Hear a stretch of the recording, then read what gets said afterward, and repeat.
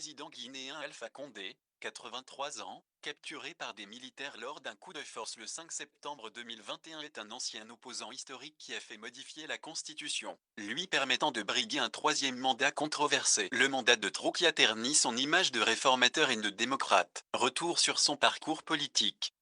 Le militant, né en 1938 à Boké, en Basse-Guinée, Alpha Condé part dès l'âge de 15 ans étudier en France où il décroche des diplômes en économie, droit et sociologie. C'est en France aussi qu'il donne corps à ses ambitions politiques. Il dirige notamment la Fédération des étudiants d'Afrique noire en France, FEANF. D'abord admiratif du père de l'indépendance Sékou Touré, il déchante vite et anime à partir de Paris un mouvement d'opposition au régime dictatorial du président guinéen. L'opposition d'Alpha Condé lui vaudra une condamnation par contumace en 1970. L'opposant. Par la force des choses, la France devient un pays de refuge et d'exil pour Alpha Condé qui lie de nombreuses amitiés. Il y enseigne à l'université de la Sorbonne à Paris tout en gardant un œil sur son pays. Le professeur mène un combat acharné contre l'autoritarisme et la dictature qui règne en Guinée pendant des décennies. En exil d'abord, puis dans son pays dans les années 90 où il se présente deux fois à l'élection présidentielle face à Lansana Conté, avant de se faire arrêter puis condamné à la prison. Il est gracié en 2001 sous la pression internationale et reste dans l'opposition après l'avènement de la junte militaire en 2008. Le président. Il faudra attendre 2010 pour que l'opposant historique,